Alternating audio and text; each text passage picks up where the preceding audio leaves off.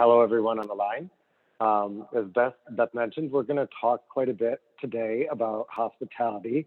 We have 3 studios, as she mentioned, and all of us do hospitality work, but we also do residential work and commercial work, and I find that all 3 of those parts of the industry kind of influence each other, and I'll try to touch a bit on that as we walk through the presentation, but we're going to talk through 3 different properties that we've worked on in various stages of development. We'll start with one that was designed and it's been open for a year or 2 now, and then we'll kind of move forward into projects that are a bit more in development. So with that said, we'll get this kicked off. We're going to talk, kind of the topic is a sense of place, and really it's about how do you create a narrative in hospitality, which is a very important part of the design process and something that's very important to the brands to kind of distinguish the properties from their competition within the city, but also kind of portfolio wide. We're going to start with the project on the left, which is a property for Belmont. If you're not familiar with that brand, they're a bit more on the traditional side, super luxury. They own some really iconic properties. They own the Orient Express train, and they own the original Cipriani's in Venice, and have a really beautiful long kind of lineage and history to their brand. We were brought on board to do this project, Capjaluca, which is in Anguilla, one of the islands in the Caribbean. And I'll show you some beautiful photos that'll probably make you want to hop on an airplane right after this presentation. I know I would. We're going to move from that kind of traditional property and more of like a heritage brand to another project that is under construction right now. It's a confidential, so I won't be telling you the name, but it's in Fort Worth, Texas, and it has a completely different aesthetic than the Belmont property. It's much more of a minimalist, really restrained palette, and very sophisticated interior. And then I'll finish today's presentation with another project that is just like barely in development. And you can kind of see how we start the process versus Capjaluca being kind of a finished product. And that's for the Moxie brand, which is a very much a lifestyle brand. It's a younger brand. And I think the juxtaposition of all 3 of these will show you how, in our design studio at least, we really don't have a house style. We kind of design in a lot of different aesthetics, in a lot of different locations, and a lot of different project scales and kind of typologies. And I think these 3 examples will show you kind of the breadth of our work. But I think they also serve to reinforce this concept that every property and every project deserves this level of attention that gives it that sense of place. And there's some authenticity in the design that is really rooted in the location in our research. And so without further ado, I'm going to jump right into kind of what I think is a really important step of starting a project, which is embracing that location. As I said, you wouldn't design a spa in Texas the same way that you would design a resort in the Caribbean or a rooftop in San Francisco. And I'll show you what that means for these 3 projects. And I think part of what that really entails is trying to understand the history of the site or the location, the city, the region. If it's a renovation, understanding the building itself, the history, the architecture. All of those things will influence your design decisions and concept and narratives as you really start to look and dive into the design that you'll present to your client and execute. So part of that requires that you draft a really engaging narrative. A lot of these brands want to know who's the guest, what does the guest do, what kind of handbag does she carry, what kind of car does he drive, to try to really understand comprehensively who your target audience is. So we'll talk a little bit about this kind of conceptual idea of a narrative. As you move forward, it's really obviously looking and developing your concept for physically, like kind of designing the spaces more literally. You, of course, dive into your finished palette in detail, and part of what I'll show you is how we take this idea and this concept and really thread the needle. This thread kind of carries through down to the smallest of details. So you can understand the concept kind of at a macro scale, and it carries down to the finite details.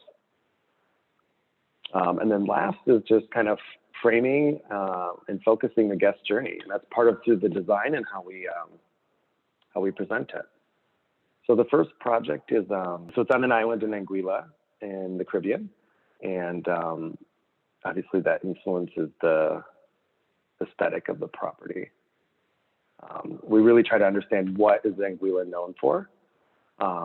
So I think there's some examples on this page about the different types of seafood that they're known for, the history, the British kind of colonial history, the rum they produced on the island, the salt that they produced, the limestone cliffs. And I think these really abstract influences here really kind of found their way into the project. Obviously, the colonial history influenced some of the design aesthetic. The rum produced a rum bar that has 100 varieties of rum that the guests can choose from. The limestone cliffs became tile and stonework in the property, and the salt that they harvested on the island became treatments in our spa. So we really try to think holistically about these different design influences, and not only they become reflected in the design, but also the program and operation of the property itself. The earliest history on the island is this kind of the indigenous people that lived there, and their kind of history also became important in terms of the different types of aesthetic of the spas and treatments and kind of indigenous herbs on the island. We kind of wove that into the story and into the cocktails and everything in the property. I mentioned earlier about kind of developing this narrative, and this is probably one of the most abstract portions of our design process. And it's not always something we share with the client, but in this case we did. And we kind of thought about who the clientele used to be in this property before it was renovated, and also who we would want to attract kind of going forward. So we developed two different couples. This is Carmen and Charles, and they really, the imagery here kind of gives you an idea of their lifestyle and their interests, what interests them and why they might be attracted to this property. And so you can see examples of, like I mentioned earlier, what cars someone might drive, the jewelry someone might wear, the luggage they carry. Someone likes gardening, someone likes taking a safari. Really just gives you an idea into the mindset of the target audience for this brand and for this property. Since it was a renovation, we didn't want to alienate any of the existing clientele, but we also knew we needed to draw in new blood and kind of open up the property to a whole new generation of guests. So that's how we developed a second couple. You can see they're a bit younger, and kind of their varied interests and how they kind of contrast to a different couple. And we have to really kind of embrace and design for all types of people and different ages and different phases in their life. The resort itself, this is also part of a renovation, so we really look at the existing architecture. You can see on the slide here a lot of this kind of Greco-Moorish white architecture, which is quite striking against the kind of aquamarine of the sea. And I think what this really does is kind of create a beautiful kind of palette cleanser on the exterior that we really embellish like a jewel box on the interior. And so any of the new additions to the property, we had built several different structures and bars and meeting rooms and a ballroom, all kind of took on the same aesthetic. So anything new felt like it had been there forever. We really developed conceptually this idea of coming back to one's house. And so I think you'll see a bit of imagery in here that feels very residential. It's very layered. And it's a bit on the traditional or transitional side, but it has this kind of eclectic quirkiness that feels very lived in, even on opening day. We typically at Rottet will do kind of a mood board by area. So this page here was our mood board for the lobby. And I'll kind of walk you through a couple times different examples where I really show you how our process works. So we start with some of that historical research and character development, and then we dive right into aesthetics and what the spaces might feel like. So this is a slide for this space you're seeing on the screen now. We really thought of this as kind of the main house and all the smaller casitas that kind of line the beach where the guest rooms are. Everyone filters back to this location. It's your first impression when you arrive, the last thing you see before you go, and it's kind of the place you come throughout the day. In this space, we had a game room, a library, a rum bar, a boutique, restaurants, multiple pools that kind of terrace and cascade down to the beach. You can see kind of the chaise lounges here facing out to the water. We really think in rendering and in 3D from the very beginning. This is one of our earlier renderings at the center of the page. It's, you know, a little dark, not totally developed, and we kind of collage imagery around it that we think ties back to a lot of this research we did. So you'll see imagery that has this kind of Moorish or Moroccan style. In the upper left, you can see some of the design details and some of the lifestyle imagery below with the curtains. And on your right, some of the finishes that we employed and looked at throughout the space. We also dive into all of the details in the space. So this page shows you how we took this notion of colonial furniture and tried to modernize it, with some of the shapes being a little bit more of a sleek silhouette, but the thing tying all of it together is this idea of kind of the handmade, the rattan, the woven materials. And so you can see how that idea is extrapolated on a ton of different ways and different spaces throughout the main house. We, and for this particular property, dove really deep into what type of botanicals, live botanicals they'd have to really reinforce this idea of indoor-outdoor, looking at all the different accessories. We curated a collection of books for the library with Strand Bookstore here in New York City, so all of the books are kind of appropriate for the property. And all of these little small details that really just reinforce this residential quality and kind of tie back and subtly reinforce this story that this place has been here forever and kind of collected over time. This is a more advanced rendering where we've really figured out all of the details of the space. This particular portion you're seeing on the screen right now did not exist before the renovation. This is just kind of open air to the sky above. So we enclosed it so they could have a kind of a weather-tight living space, kind of check in. This is your first impression of the lobby. We domed the ceiling and did a really large kind of feature chandelier inspired by a lot of the kind of Moroccan research we had done. And you'll see that there's this kind of eclectic approach to everything in the space. And then kind of some of the photographs of that same space.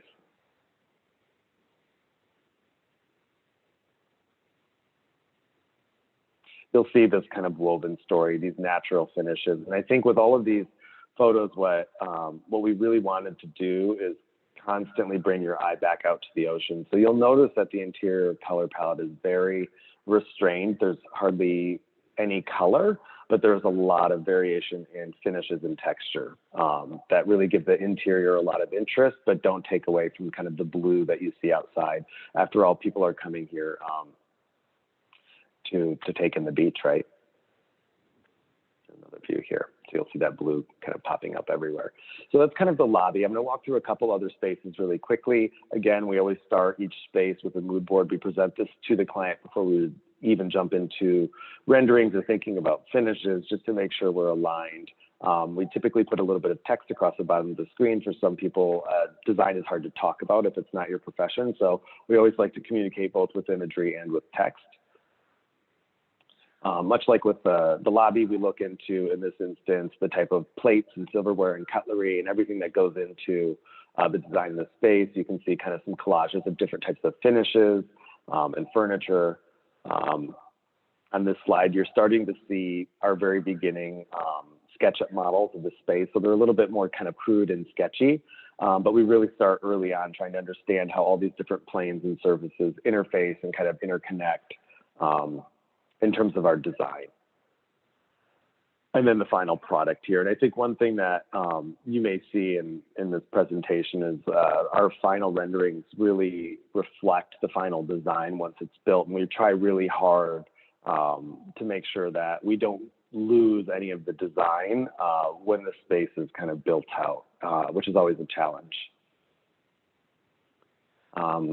Like I mentioned earlier, one of the kind of defining principles of this project was this idea of indoor-outdoor. And I'm going to show you a couple examples of us kind of really reinforcing this sense of place, almost in a really literal sense. Here, I mentioned a lot of the new buildings and additions we did to the property really took advantage of the views. And I think no more else than the pool terraces, you can really see the interiors bleed to the outside and kind of the continuity of our design really reaching down to the sand and the beach.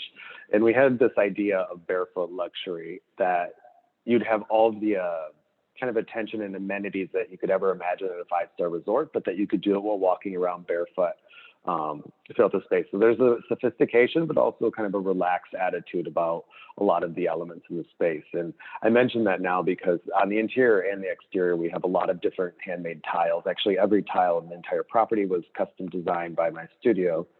And they all have a lot of texture in them. And kind of a funny little story is the contractors thought that we had ordered a bunch of, or that the tiles were delivered with a lot of imperfections, and come to find out it was actually the inherent property of the tile that we were looking for, where we had that kind of texture under your feet. So you were constantly reminded that you were on the beach.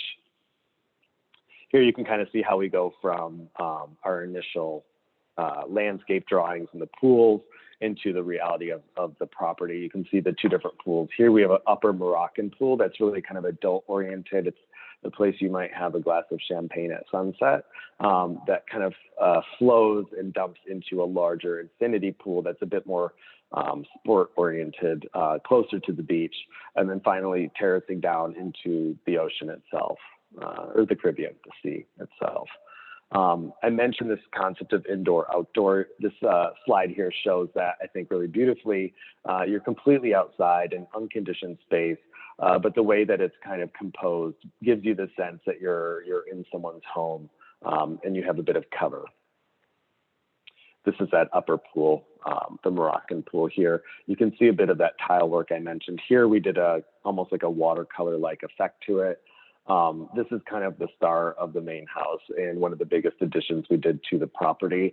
And as I said before, this is really kind of a social pool. It's not wide enough to swim laps in. There's actually benching around the entire perimeter. And this is really a spot where you can kind of sit down, have a glass of wine, and kind of chill. And the sun sets on actually right on this axis here. And part of the additions of the property, orienting them, was for us to understand kind of the way the sun traveled through the sky here at optimal times of the year, to orient all of our pools and new additions and buildings to really take advantage of the sunsets in the ocean. Again, constantly reinforcing to the guest why they chose to come to this property. I'm going to take you through a couple more examples before moving on to the next project. We're going to look at a couple of the F&B outlets. This is a three-meal restaurant. It's a bit more casual, and we're going to kind of quickly look through the more fine dining venue as well, so you can kind of see how the same ideas can be skewed more casual or more sophisticated. This mood board here shows you a bunch of tile work, particularly on the right-hand side. You can see some tile on the floors and ceilings, and I'll show you how we reinterpreted that for our interior here. Again, much like in the lobby, looking at what types of plants, serviceware, cutlery, and all of that. It really, down to the detail, everything is, again, constantly reinforcing this sense of place. We want the guests to be reminded that they're somewhere special. So again, you can see this kind of connection to indoor-outdoor from the upper right, like a fully enclosed space interior, kind of terracing down right into the water, and the last seats really on the water's edge. You're seeing some of the familiar kind of textural finishes, like the caning in the ceiling here, that started in the lobby, that kind of carry throughout the whole guest journey. You also, in this particular view, see a bit of that kind of Greco-Moorish architecture with the white architecture coming in. This slide here shows you final product of the interior. So much like I said earlier, all custom tiles in the floor and ceiling. We did a high gloss finish that kind of looks like the sunlight on water in the evening when you can't really see too far out in the water. But really kind of taking the quirkiness and turning the volume up full steam here. You can see that kind of caning and handmade appearance to all the furniture and the lighting and the bar stools and whatnot throughout the space. Another view of that same restaurant. Really totally immersing the guests in this kind of Moroccan style. So that's a casual restaurant. I'm going to flip through really quickly this fine dining component on the property too. And you can kind of see in this space, as we developed it, we wanted a completely different kind of attitude. So it's much lighter and more refined. And you can kind of see this outline that's in the architecture and a lot of our fabrics. We have a fully upholstered ceiling back here. kind of tie in this refinement and a little bit more tailoring and precision and delicateness too in this space here. This is the rendering on your right. Again, looking at all of the different serviceware that goes into the space. And then the final product here, you can see in this photograph here how all these different elements from early renderings and design down to the silverware and glassware on the table really start to define that story and reinforce that sense of place. Another view here. You can see across the bay in the distance, all of these white structures are the guest room villas. So the property takes over this entire bay. And regardless of where you are on the property, you always have these kind of beautiful sights back to these white structures that sit nestled in the sand. Lastly, we're going to just kind of breeze through guest rooms. Guest rooms took on the same approach, trying to find interesting and quirky furniture, looking at details in the upholstery, stitching details, the type of linens we use. Again, always thinking really about what the guest is touching at the end of the day. That textural sense is really important. We like to really activate all 5 senses in the interiors. This is a floor plan that just shows this concept of indoor-outdoor. On the far right of the page, you have an outdoor terrace that's completely outside but covered. So you can go outside and sit in the chaise lounge, have lunch, come inside to kind of the living dining area. In the back is a bathroom, and then off the bathroom is another outdoor space that's like a walled garden.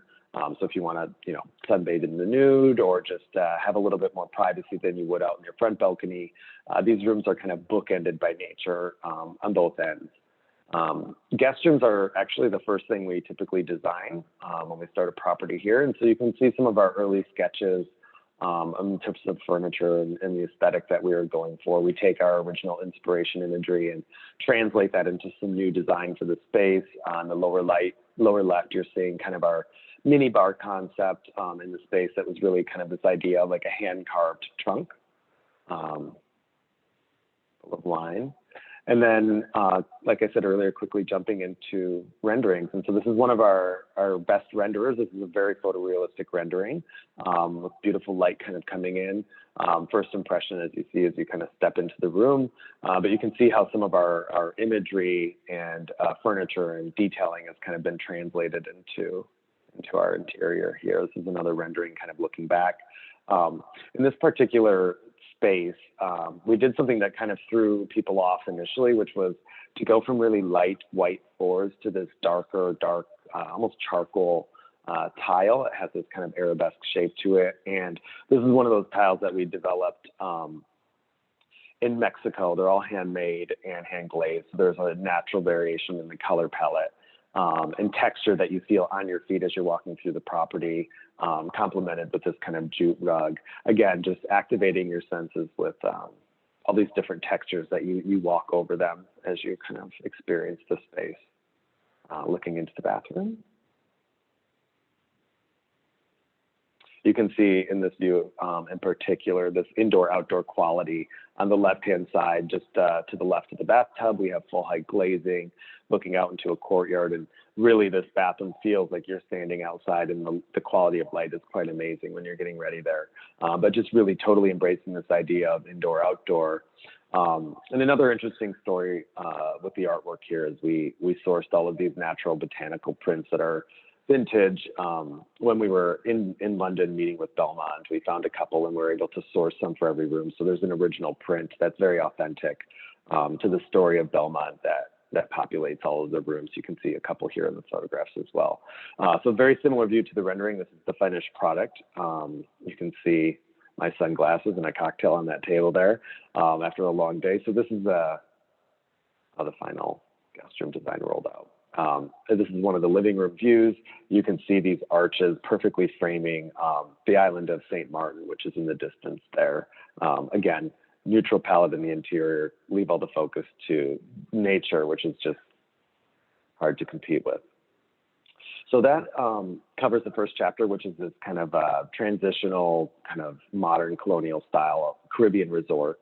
I'm going to transition into the spa that we've been working on in Fort Worth. which is a very different aesthetic. And I'll kind of walk you through, again, a similar approach in terms of the steps of how we define a narrative and how that really influences the design we output.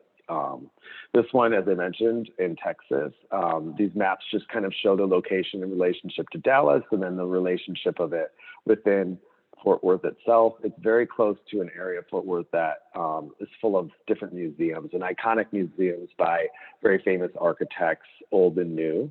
But originally this area was kind of the Wild West. And so their original history is kind of these stockyards and the railroads that brought in a lot of money. And that money was eventually used to build world-class art museums, which you're seeing on the upper right here. The most famous or kind of recognizable names are the original Louis Kahn Kimball Art Museum, which is in the center of this page, and more modern additions by Tata Landau and Renzo Piano. And these are directly across the street from our site. And I think even though the styles are different, you start to see some commonalities in their embracement of light, the purity of form, and function. And we tried to distill that into a design language that we would use when we designed our spa. So you can kind of see the simplicity of the materiality, ranging from kind of this silver travertine, the architectural concrete, the pale white oak floors, and then embracing of light through glass. We tried to take that and look at it through a lens of wellness. So this page here is a bit abstract, but it really just talks about one's personal growth through wellness and trying to understand, again, the clientele and who their target customers are, so that we could design a space that's really appropriate for them. I mentioned in Capjaluca a bit about activating the senses, and in this particular project, that was one of our kind of tenets of design. We always love to try to find ways to have touch, sound, smell, taste if possible, and obviously vision fully activated when you walk through a space. It gives it a much stronger sense of place, and you're constantly reminding the guest where they are. And then at the far right, we included light as well as part of our senses on this slide. Architecture and design, since we had a really restrained palette, and it's a spa, we really wanted the guests to feel like reconnected to nature. So on this page here, you're seeing some of our imagery that constantly makes you feel like you're reconnected to nature, even if you're in an indoor space. So use of water and live botanicals, and again, letting in the sunlight, constantly kind of bombarding the guests with nature whenever possible. We typically start our projects with this kind of summary of some of our design concepts with imagery. So this page here talks about some of those different elements. So evoking emotions was our primary one. Second category is this museum translation to spa, which I explained earlier. And then also looking at things like serenity and balance and incorporation of art, scale and proportion. And then our last category was honest materiality. We typically build a board for each one of these. I won't spend too much time diving into every single one, but this one here I think is a good one to kind of pause on. It shows how the museums and the site and our neighbors really influenced the way that we thought about the design of the spa. So on the left, you're seeing some of the imagery from the actual museums, pulled from the museum's websites, and on the right, how we translated that style or that aesthetic into our interiors. A very similar kind of color palette and kind of purity and cleanliness to all the silhouettes and vignettes in the space. This page really kind of just talks about trying to create a sense of escaping from everyday life. This page talks a bit about kind of serenity and balance in the space.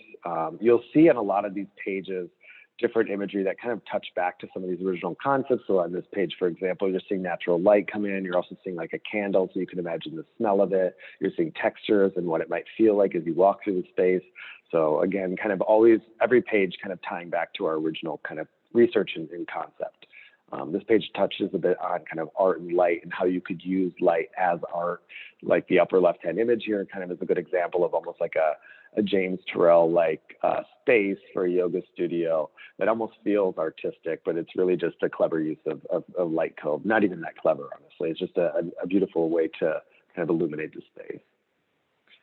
Scale and proportion, again, paying attention to the overall volume and kind of impression the space gives you, but thinking down to the smallest of details like the door pull, the texture of a screen, again, constantly what the guest is interacting with here. Honest materiality.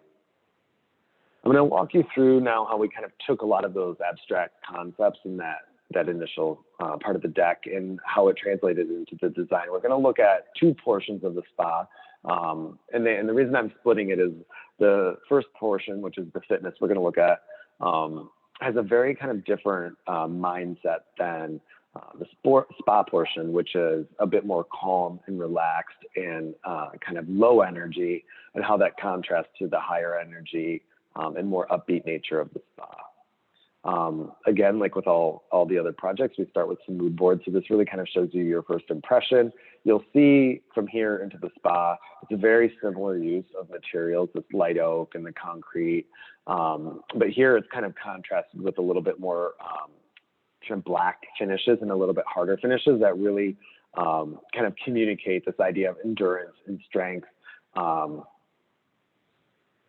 Early concept 3D renderings that we've done in-house. These are with SketchUp. So you can kind of see this lighting concept inspired by the Met Broyer actually here in New York, and how that kind of communicates this really strong purity of light that kind of runs back to the front door, pulls the guests into the space, and then a quiet kind of alcove here with the front desk and a bit of retail that has a bit of a hint of the kind of spa vibe before you walk into the gym. But you can see this very kind of neutral palette. All the materials I discussed from that we were inspired by from the museums kind of find a home here. And in this particular space in the gym, you can see all of that kind of accented or framed with these black elements that kind of, again, communicate endurance, strength, and design. Fitness imagery here. In this space, we took a little bit of inspiration for some of the curves and kind of softness, and we wanted, even though space was about endurance and strength, we wanted to have a bit of kind of softness in it. And so you can see in these renderings here, these again are early kind of SketchUp renderings, not photorealistic or not professional renderings, but I think they very accurately kind of reflect our attitude for the space. And what we did here is really kind of create a kind of quiet perimeter to circulate around. And then all the equipment is kind of focused on the interior of that space there. We really embraced all the full height windows, and on walls where we didn't have windows, we added full height mirrors to kind of really create a sense of openness and cleanliness and purity, even in the gym. As we move upstairs into the spa, as I said, the vibe is, this is on the level above, is a bit more quiet, it's a bit more relaxed, and a bit more low energy. So you'll see in the mood board here a lot less contrast, a lot more kind of indirect, subtle lighting, and a very similar kind of color palette and materiality through the space. These two renderings here show you what your first impression is walking into the spa. We had this idea to do a really beautiful kind of water feature. You can see this kind of half moon disc in the center of the space really almost acts as like an art piece, almost like a disc from, you know, some minimalist artist like an Anish Kapoor or something, sitting on a little platform with a little kind of underglow lighting. And that platform shape is echoed as a light cove in the ceiling, really giving the idea that you kind of have like this beautiful framing nature in a way, in a really kind of pure and harmonious, really balanced way, which is really important in this spa. We tried to come up with a couple different design gestures, and I think this curve became one that you saw in the fitness, and you'll see it echoed up here in the spa a couple of times as well. In the spa, there's a couple other spaces that are kind of I guess a bit more residential in their approach and kind of an expanded program. There's a celebration suite, for example, that you can rent out and have parties. You know, maybe it's used for bridal showers or wedding parties. So this is that space here. Again, trying to create like a softness with some of the curves and a very kind of restrained and muted palette. And I show this because I'm going to contrast it on the next slide with the spa itself. Locker rooms and the spa in general has a much more restrained approach, very reduced palette. You can see some of our kind of tricks for the spa, like the cove in the ceiling with the vessel below it holding chilled towels. This is actually the shower area of the spa. You can see this kind of vertical stripe that's that appears in several other spaces as well. Kind of one of the design gestures that we pulled from the museums across the street and integrated it into our design in spaces that did not have natural light to give the impression that there's a bit of brightness and natural light kind of filtering in, even in the most private areas of the spa. But again, a really restrained palette, almost monastic, things that are all completely natural finishes that kind of tie back to this idea of reconnecting you with nature, even in an urban environment. And the last chapter that we're going to go through is a new project that we just whipped together for the Moxie brand in San Francisco. And I think this one will be a nice kind of contrast to the last two and really show you how important it is that you really embrace the brand and the location and really stay true to the research that you develop and discover about a particular location and how that really influences the design. This one, we obviously can't talk about San Francisco without thinking about what does it mean to be in California. This page here kind of takes the rigidity of the way we typically format images and presents it in a really kind of loose way, which we think reflects both the audience and the brand. It really gives you just that first impression, like who's coming to this hotel, what are they interested in doing, and what are they, what are their hobbies, what is their aesthetic, what's going to attract them to this particular property. So it kind of sets the tone. It's almost like a palette cleanser in a way. And then we quickly jump into our kind of historical research. You can see the imagery gets a bit more tight here because we're trying to present fact. So this is really just looking at the history of San Francisco and this idea of a gold rush. It's kind of the earliest history of San Francisco and why people went west to begin with, and kind of this like independent spirit that drew people to the other coast from the East Coast. It's hard not to think about Chinatown and downtown, which is, San Francisco's Chinatown is very big and it's the oldest in America. And believe it or not, it gets more guests than the Golden Gate Bridge. So it's a huge part of San Francisco's history and the present day. So in this, you're seeing a bit of some of the techniques and kind of handicrafts that are associated with Chinatown and how we could translate that into a really kind of modern aesthetic for our young Moxie hotel. So you're seeing a bit of the kind of hand woven, the paper lanterns, a bit of this indigo and the hand dyeing, almost blue jean-like texture. We also were inspired by the Painted Ladies, which are these Victorian kind of row houses that were painted all these different colors. If you've ever seen Full House, you'll know what I'm talking about. Lower left-hand image here. So there's a bit of playfulness and kind of color and a little bit of whimsy in the Victorian architecture. You can see some of this kind of detail. And not only is it detailed, it's painted in a polychrome kind of color palette. This page shows you kind of moving forward chronologically, kind of the hippie influence. If you think of the 60s and the hippie movement, the flower child, you can kind of see some historical hippie imagery and some new, younger kind of hippie imagery. It might even remind you of kind of like a Coachella vibe. Just really trying to understand all the different historical kind of touch points of the city, and you'll see how that's all kind of baked into the design. I mentioned, this history, but I also mentioned the site. This is a newer building. It's on the rooftop. It has bay views. And we're really looking at it as kind of a garden in the sky. And you can see in these renderings here just how amazing the location is. Moxie does care quite a bit about the materiality, and much like in the other projects, we do too. So this page just shows you the different kind of textures and colors and palette that, again, constantly reinforce a lot of these stories and the research I just talked about. So you'll see here kind of the raw wood and the casual nature of this young brand, but you're also seeing kind of the woven textures, the blue jean, kind of the flower child imagery, and how all of that becomes baked into the architecture and interior design. This page here shows just kind of some of our concepts. I mentioned some of the Victorian influences, the youthful kind of attitude of the hippie flower child and the Chinatown kind of coming together on a page. This hopefully gives you an idea of what the space might look like before I jump into rendering. This plan just shows you kind of the indoor-outdoor nature of this particular venue. There's a large pool and kind of chaise lounges and cabanas that line the perimeter. In this particular presentation, we presented concept imagery on the left and our renderings on the right. So again, you can kind of see you're open to the sky in this location, and you can see a lot of this kind of youthful playfulness in the different patterns and color palettes, and kind of a juxtaposition of this project to the one I just showed you previously. Moxie is known for this kind of like fuchsia hot pink. So you're seeing that design motif kind of pop up in a lot of different locations. It's like a fringe lining our umbrellas. It's a neon kind of running through our indoor-outdoor bar. And you can see how this space might feel from day to night in this next slide. This particular project, we also looked at even the music and the playlist, and thinking about what the DJ might do at night and what kind of music they'd play and what scene they would set.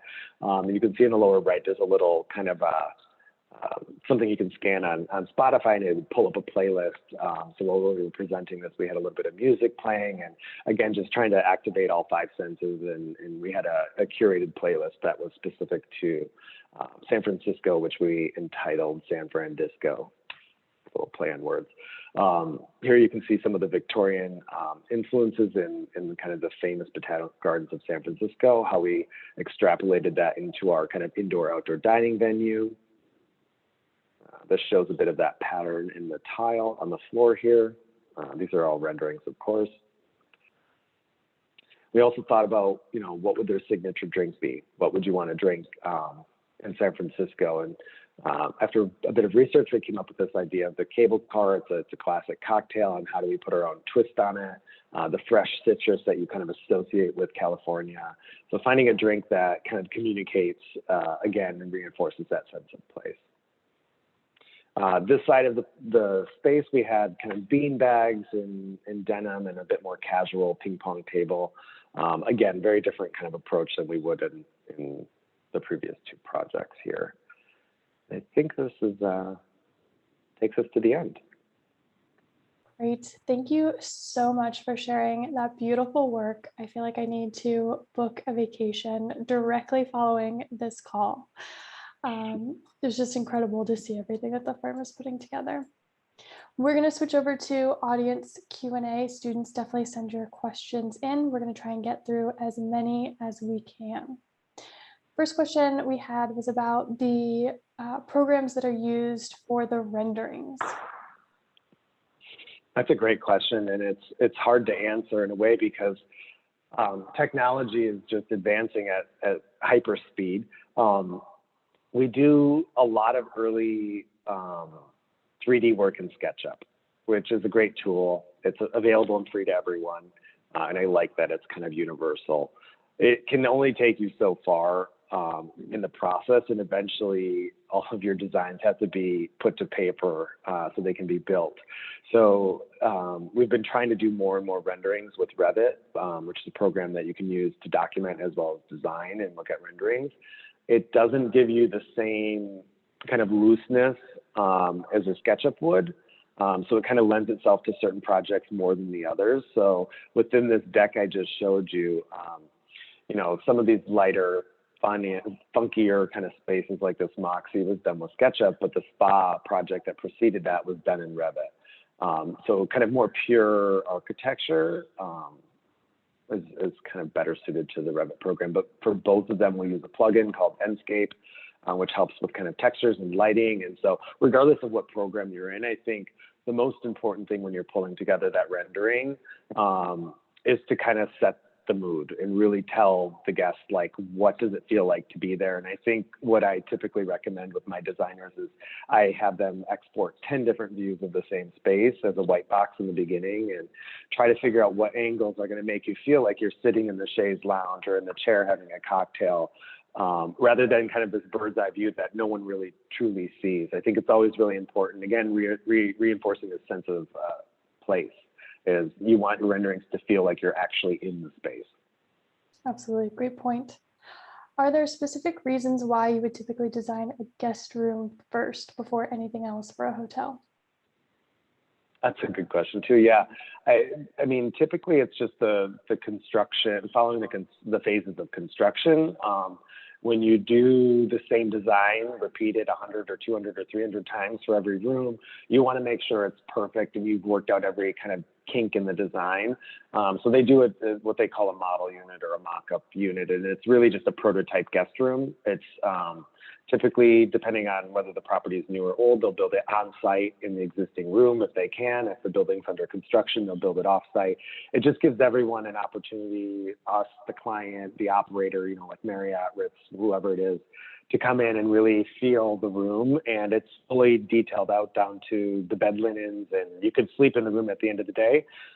It's really just a way for us to kind of button up things and make sure that when we replicate this on a massive scale of hundreds of rooms, that we can avoid any potential issues. Makes sense. We have one student who's written in, your concept process is so inspiring. Love how you incorporated history of location, art, and architecture.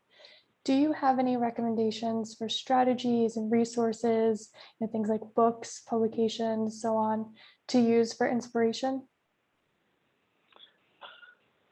That's a great question. I mean, my personal interest in research probably stems from my undergraduate degree, which was in art history. And so I started out professionally doing a ton of research and trying to understand how all these different influences kind of found their way into the art world.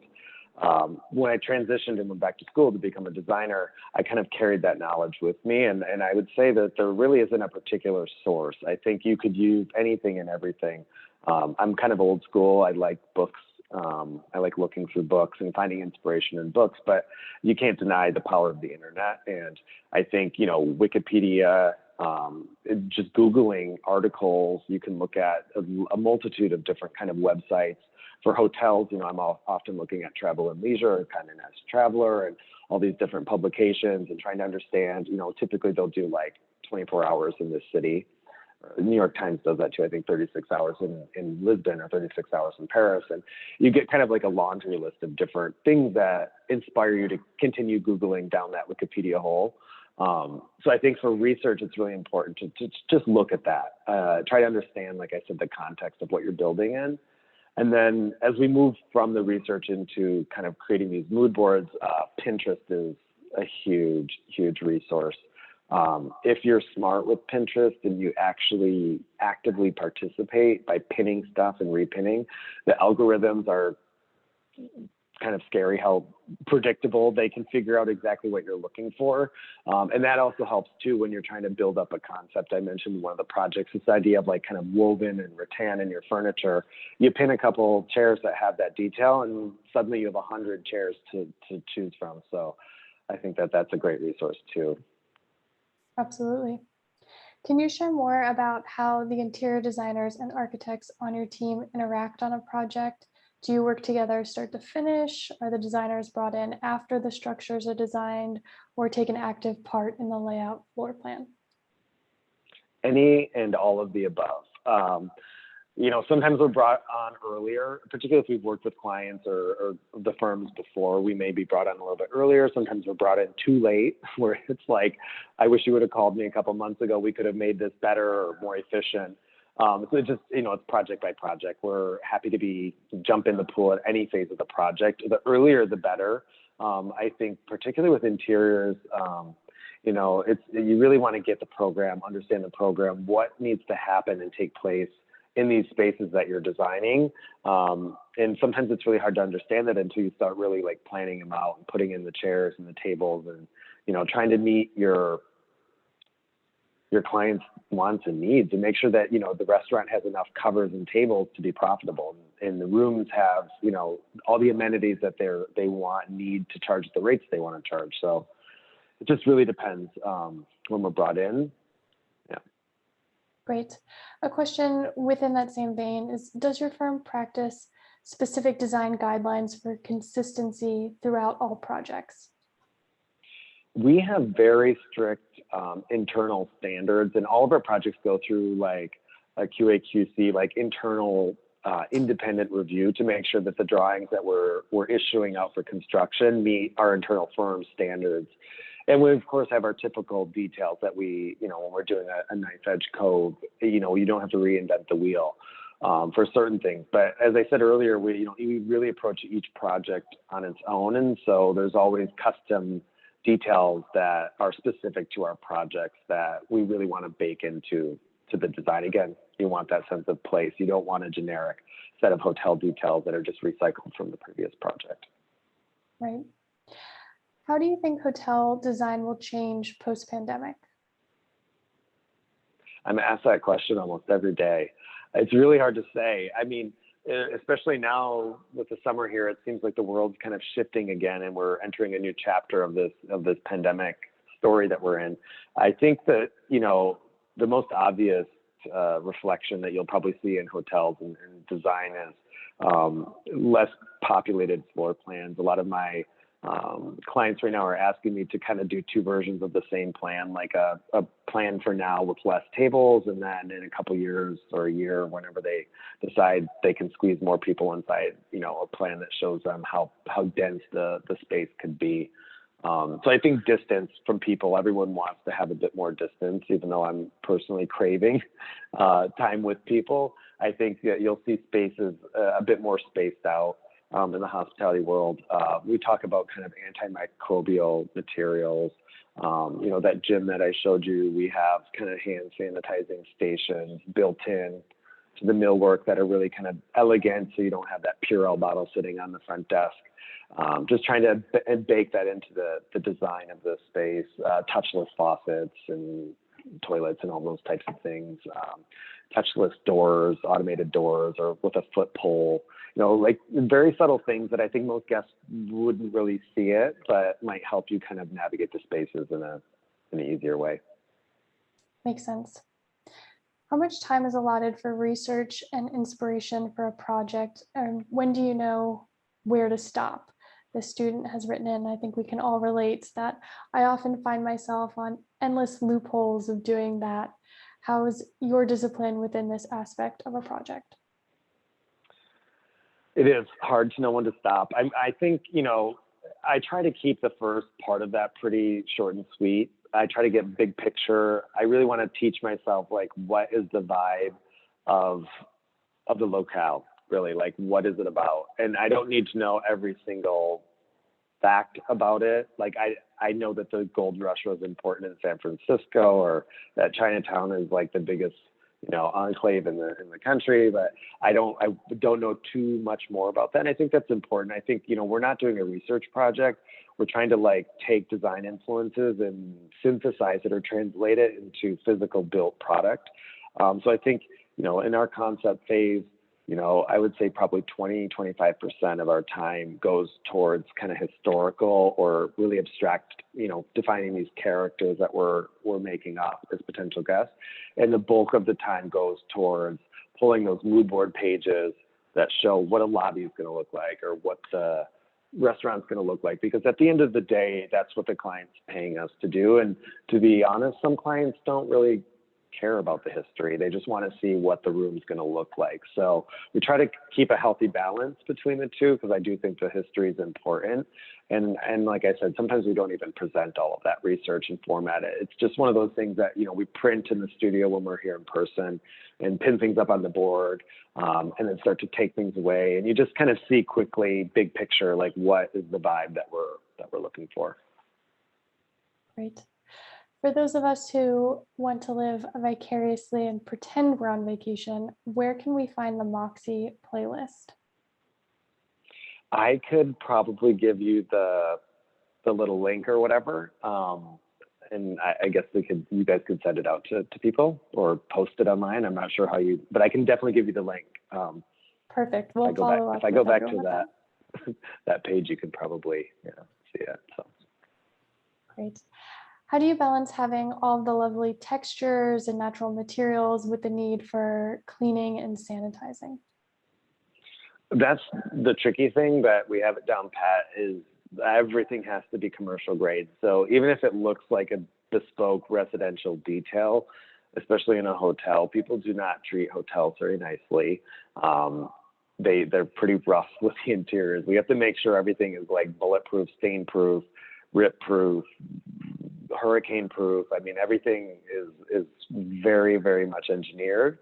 I think the tricky part is trying to figure out what materials and what sources don't look plastic and fake, and that's the challenge. And you really only know that when you get a sample and you can feel it in your hands. Some, you know, some polyester fabrics feel like polyester and some feel like a Belgian linen, and you have to touch it to feel it. Right. Well, we are just about out of time. Students, I apologize if we didn't get to your question, but I do have one last question. Any final words of wisdom or advice for the students tuning in today?